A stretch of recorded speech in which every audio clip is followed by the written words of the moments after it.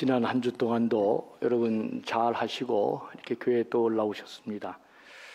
힘들고 어려운 일들이 지금 오늘 정치, 경제, 사회, 문화 속에서 많이 이루어지고 있는데 오늘도 주일을 한 주간 또 우리가 잘 살 수 있는 하나님의 은혜가 하늘의 신령한 은혜로 여러분 모두에게 임하는 귀한 시간 될 수 있기를 주의 이름으로 간절히 축원합니다. 오늘 본문은 다윗의 신앙관, 특별히 성경적 인생관이 너무도 잘 드러난 매우 중요한 본문입니다.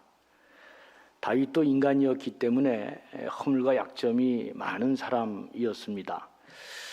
더 이상 재기가 불가능한 그런 상태까지도 추락한 경험이 있는 사람인데, 그런 그가 어떻게 그의 인생을 다시 우뚝 서게 했는지, 그리고 그를 하나님께서 내 마음에 합한 자라고 말할 정도로 그런 말을 듣게 되었는지, 오늘 본문을 통해서 우리는 하나님 말씀을 깊이 생각하면서 우리도 그런 반열의 사람이 되어야 되겠다. 그래서 우리를 묶고 매인 모든 것들을 풀어낼 수 있고 또 인생을 우뚝 서게 하는 그런 신앙과 귀한 지혜가 오늘 말씀을 통해 여러분들이 얻어지는 그런 귀한 역사가 있기를 간절히 바랍니다. 오늘 본문의 배경을 이해하기 위해서는 이 하나님 앞에서 다윗이 행한 다윗이 범한 범죄를 먼저 생각하지 않을 수 없습니다. 다윗 시대는 왕정 시대였죠. 지금과는 다른 시대였죠. 그래서 왕이 마음만 먹으면 어떤 일도 할 수 있는 그런 시대였습니다. 고생을 많이 한 다윗이 결국 왕에 오르고 탄탄대로의 길을 걷자 다윗 왕도 막강한 권력을 갖게 됨으로써 이 사람도 어떤 일도 할 수 있다는 자만감에 빠져 자신의 충신인 그 우리아의 아내 밧세바를 취하는 그런 죄를 범하고 맙니다. 다른 왕들은 어떤 길로 가든지 간에 그렇다 할지라도 다윗은 이 하나님의 사람이었기 때문에 이 일이 보통 큰 일이 아니었습니다. 이런 상황에서 하나님은 선지자 나단을 보내셔서 다윗을 책망하는데, 그 책망하는 내용이 사무엘하 12장 10절에 기록되어 있습니다. 하나님이 뭐라고 얘기하냐면, 이제 내가 나를 업신여기고, 그러니까 다윗이 하나님을 업신여겼다, 하나님이 그렇게 말하고 있습니다. 내가 나를 업신여기고 햇사람 우리아의 아내를 빼앗아서 내 아내로 삼았은즉 칼이 내 집에서 영원토록 떠나지 아니하리라.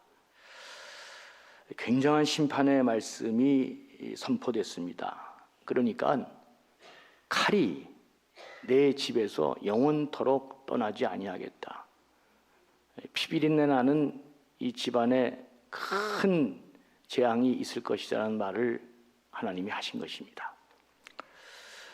나단 선지자의 예언대로 다윗의 가문에는, 다윗의 삶에는 이것이 현실화됐습니다. 제일 먼저 일어난 사건이 다윗의 장남이죠. 암논이 배가 다른 동생 다말을 겁탈하는 사건이 다윗 가문에서 발생합니다.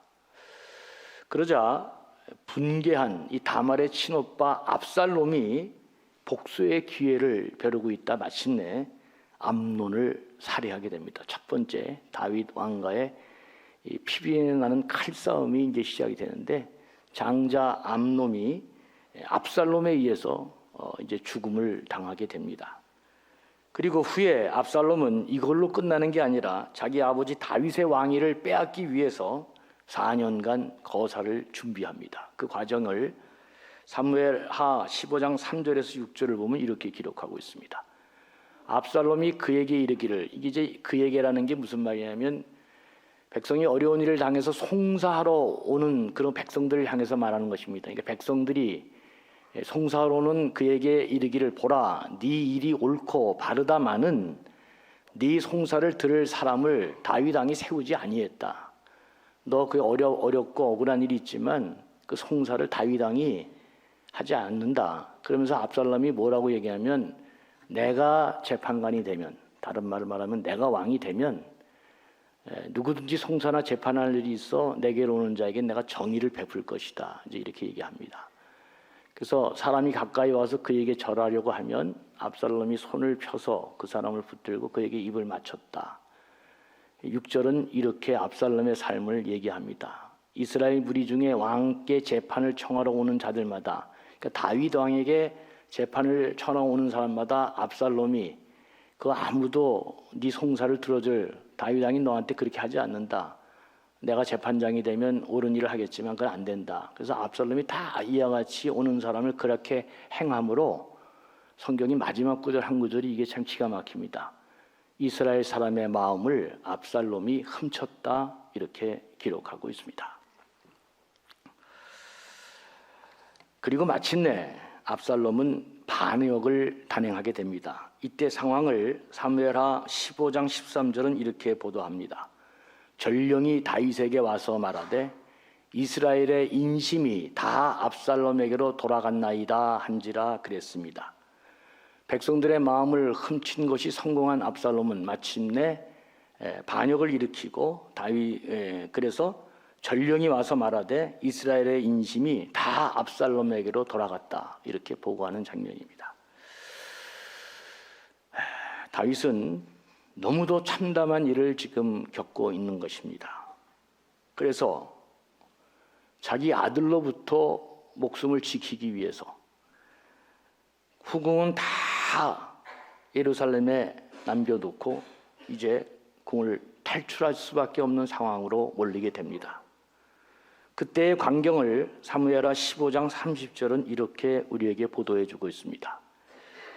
다윗이 감람산 길로 올라갈 때 그의 머리를 그가 가리고, 그러니까 머리도 빗지 못하고 머리가 다 그의 얼굴을 가렸다는 것입니다. 맨발로 울며 가고 그와 함께 간 모든 백성들도 각각 자기의 머리를 가리고 울며 올라가니라 그랬습니다.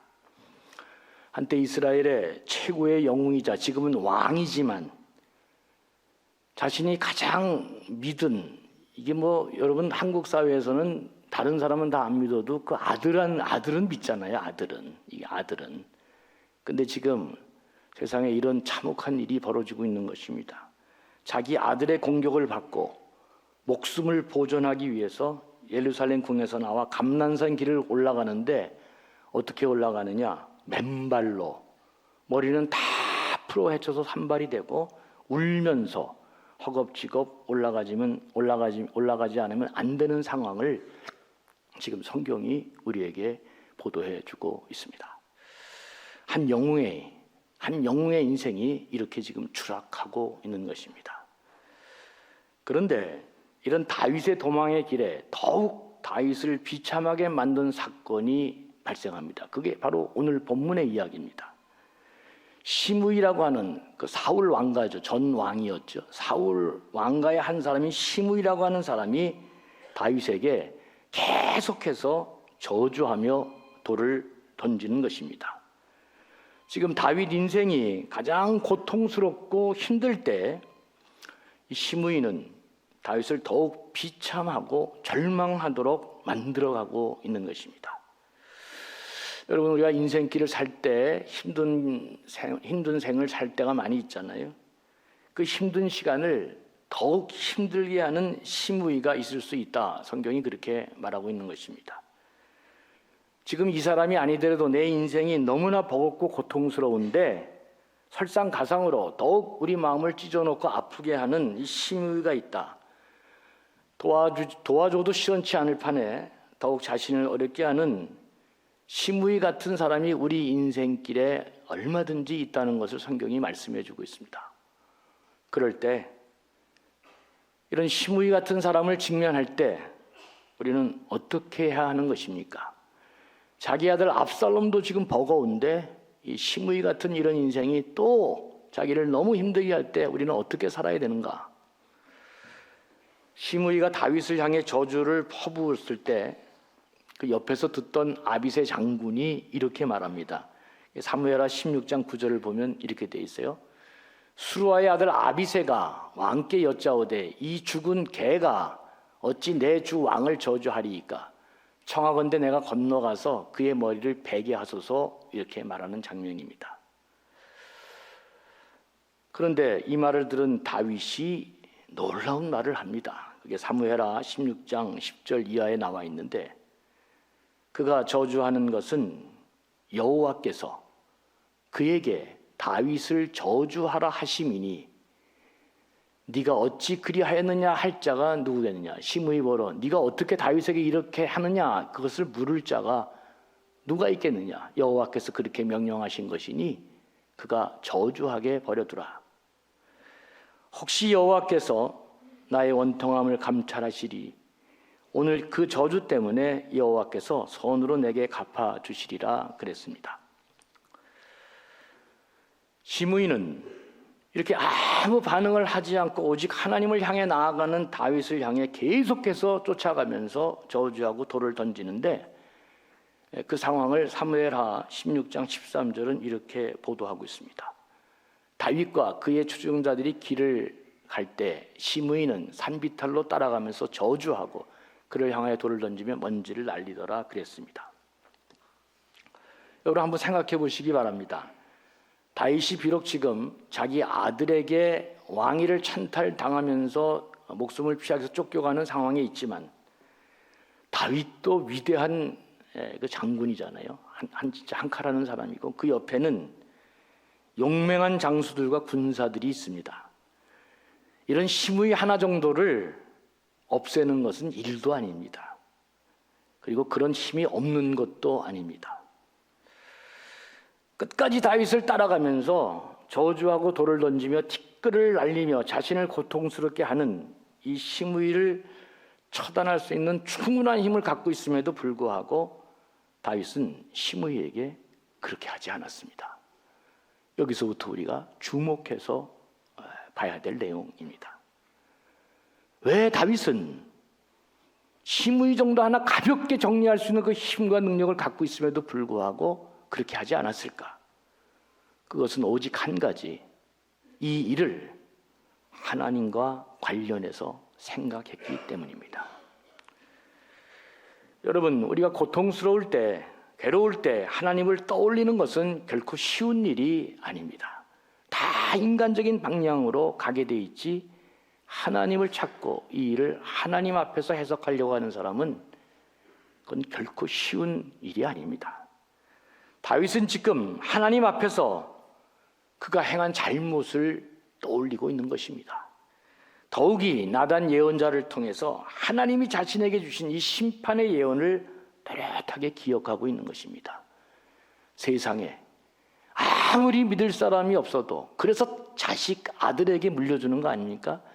그래서 자식에게는 자기 존재를 맡길 수 있는 건 아닙니까? 그런데 지금 자식이 아버지를 죽이고 왕위에 오르겠다고, 이런 세상에 있을 수 없는 일이 터진 것입니다. 이 사건 앞에 다윗은 이거는 인간이 하는 일이 아니라고 생각한 것입니다. 이런 처참한 상황은 하나님이 하신 일이고, 지난날 자신의 잘못에 대한 하나님의 응징으로 생각한 것입니다. 그러기에 시므이 자체, 이런 사람 자체도 다윗은 그가 지금 나를 괴롭힌다 그렇게 생각하지 않은 것입니다. 다윗은 지금 하나님이 시므이까지도 시켜서 자기를 저주하고 있는 것이라고 생각했습니다. 그리고 왕으로 기름 부음 받은 자가, 이 막강한 왕이 지금 시므이에게 일개 아무것도 아닌 이런 사람에게 당하는 모든 모욕과 심한 저주를 잘 참아내고 신앙으로 인내하고, 그 모습을 하나님이 보시고 하나님이 다시금 자기에게 은혜를 베풀어 주시고 긍휼을 베풀어 주시기를 소망하고 있는 것입니다. 시므이가 문제 해결이 아니기 때문에 그렇습니다.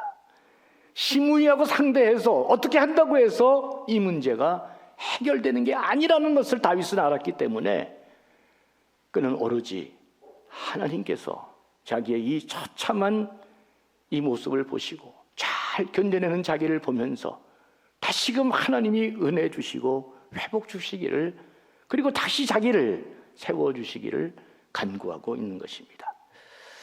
사무엘하 16장 12절을 보겠습니다. 혹시 여호와께서 나의 원통함을 감찰하시리니 오늘 그 저주 때문에 여호와께서 손으로 내게 갚아주시리라. 그는 하나님을 믿고 있는 것입니다. 여러분, 삶의 어려운 국면에서 여전히 하나님을 떠올리고 여전히 하나님의 계심을 믿고 내 삶과 내 행동을 하나님께 어필하도록 신앙을 유지하는 일은 정말 쉬운 일이 아닙니다. 내 삶이 곤고하고 고통스러울 때 하나님이 여전히 내 삶을 내려다보시고 내 삶을 붙들고 계시고 내 삶을 다스리고 계신다는 믿음을 유지하는 것은 정말 쉬운 일이 아닙니다. 그러나 놀랍게도 다윗은 그 믿음 때문에 이 시므이를 상대하지 않았습니다. 해명하지도 않았습니다. 다 받아내고 있는 것입니다. 여러분, 어떤 곤고한 일을 당할 때 내가 하나님을 생각하느냐 인간을 생각하느냐에 따라서 인간의 모든 행동이 달라집니다. 인간을 생각하게 되면 그때부터 거짓과 술수와 계략과 모함과 악한 것들을 계속하고 자기 합리화를 하면서 어마무시한 일들이 일어나는 것입니다. 그런데 다윗은 인간적인 방법을 택하지 않고 하나님 앞에 정결한 마음 주시옵소서, 정직한 영을 내게 주시고 주의 성령이 나를 떠나지 않도록 하나님의 인도하는 삶을 내가 갈 수 있도록 그는 하나님 앞에 처절히 매달리고 하나님께 나아갔습니다. 그는 참으로 힘겨울 때 자신을 더욱 힘들게 하는 사람 앞에서 하나님을 생각하고 그 사람을 상대하지 않았습니다. 그 사람을 내 삶의 중심에 두고 생각하거나 떠올리지 않고 인간적인 방법을 생각하지 않고 오직 하나님 앞에 정결한 마음 주고 내 영을 새롭게 하고 성령이 떠나지 않기를 간구했습니다. 참 대단한 사람이 아닐 수 없다. 그가 왜 다시금 우뚝 서는 사람이 됐고 왜 그가 다시 하나님 마음에 합한 자로 하나님이 그를 사용하면서 놀라운 부흥의 역사를 이루어 갔는지 저는 언제나 이 본문을 주목합니다. 제가 지금도 잊지 않는 참 특이한 안수 집사님 한 분이 있었습니다. 참 특이한 분이었습니다. 나이도 30대 초반 정도밖에 안 되는 사람인데 참 특이한 신앙을 갖고 있는 사람인데 이 사람이 맹장 수술했어요. 배가 하도 맹장 수술해서 받으러 갔는데 의사가 잘못하는 바람에 이 맹장 수술한 게 복막염으로 이게 발전해서 사람이 더 큰 공경에 빠졌습니다. 주위에 있는 사람들이 난리가 났습니다. 소송하라고 수하라고 막 난리가 났습니다. 근데 이 사람이 참 특이한 사람인데 이분이 뭐라고 나한테 얘기했냐면 목사님 하나님께 매맞고 소송하는 사람이 어디 있습니까? 그러더라고. 와, 난 진짜 특이한 사람.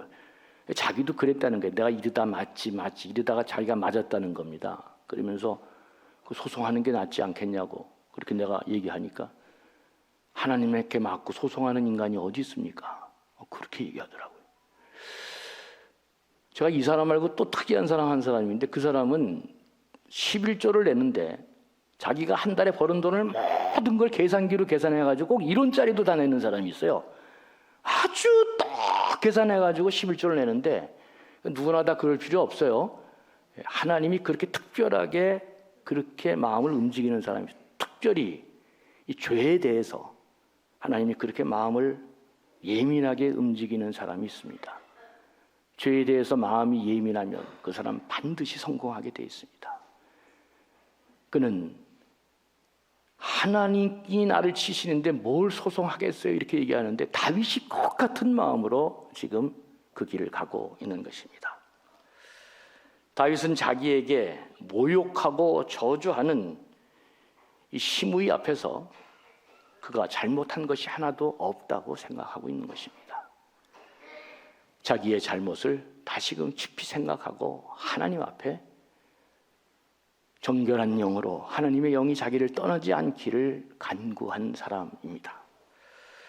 여러분, 어려운 중에 있을 때 그런 일이 나에게는 절대로 있을 수 없다 이렇게 생각하면 일이 더욱 힘들어지고 어려워집니다.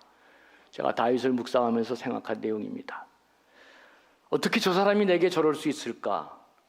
절대로 있을 수 없는 일이 일어났다 이렇게 생각하기 때문에 더더욱 어려운 것입니다. 저 사람 정도가 아니고, 가장 자기를 도와야 될 사람 정도가 아니고, 지금 자기 아들이 지금 이 일을 벌이고 있는데 다윗과 같은 사람도 이런 일이 나에게 일어날 수 있다고 생각하고 있는 것입니다.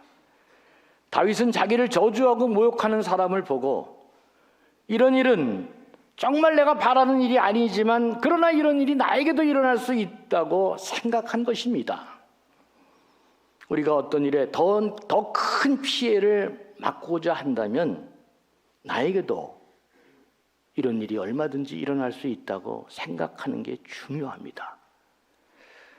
시므이 앞에서 다윗이 취한 행동은 두 가지로 정리할 수 있습니다.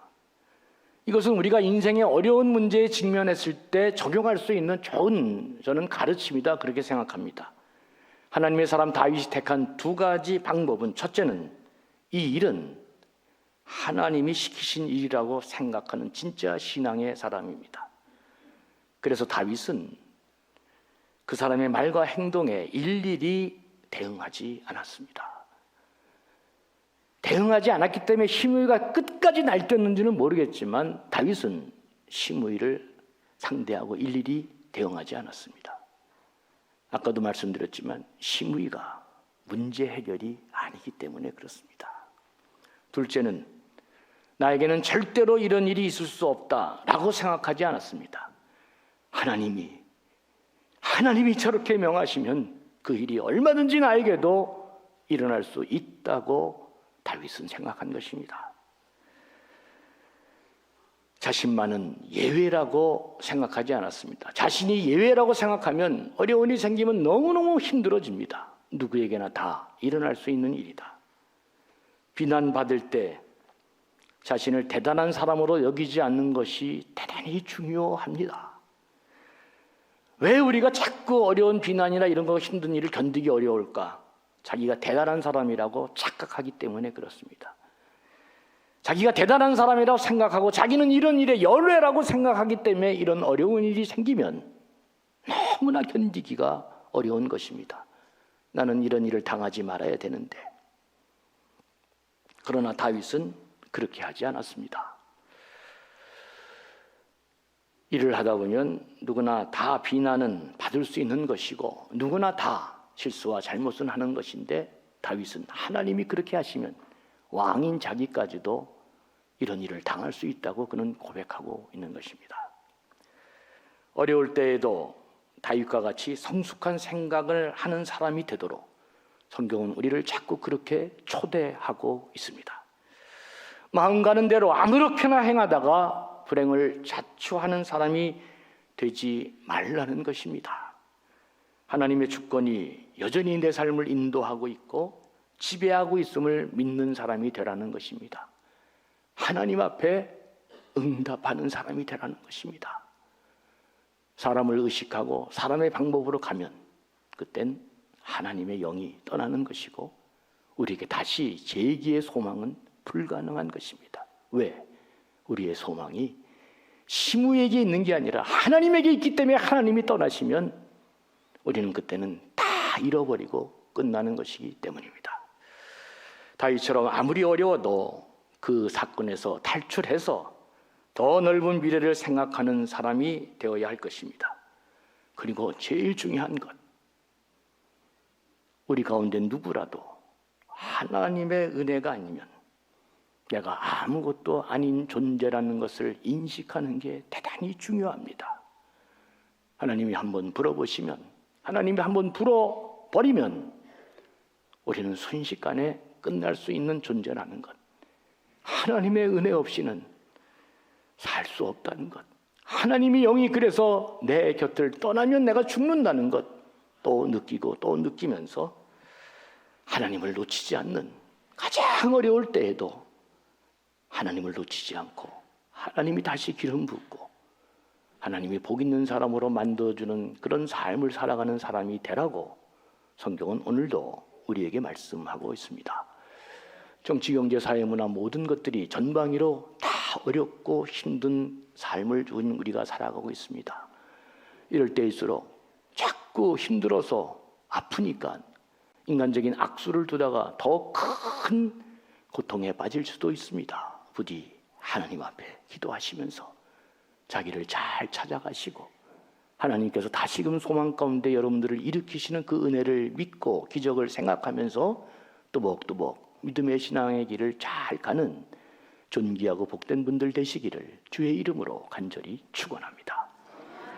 하나님 아버지, 우리 인생사 많은 어려운 일들이 업앤다운하며 다가올 때 그때 이 다윗이 보여줬던 신앙의 귀한 이 인생에 가는 길을 잘 다시금 묵상하면서 다윗의 길이 우리의 길이 되어질 수 있도록 그렇게 우리를 초대하시는 주님을 다시금 바라보며 반드시 주님을 통해 우뚝 서고 하나님 마음에 합한 자로 하나님이 마음껏 축복하시고 우리 인생을 빛나게 하는 삶 살아가는 복된 인생 되게 해 주시옵소서. 감사하며 예수님 이름으로 기도합니다. 아멘.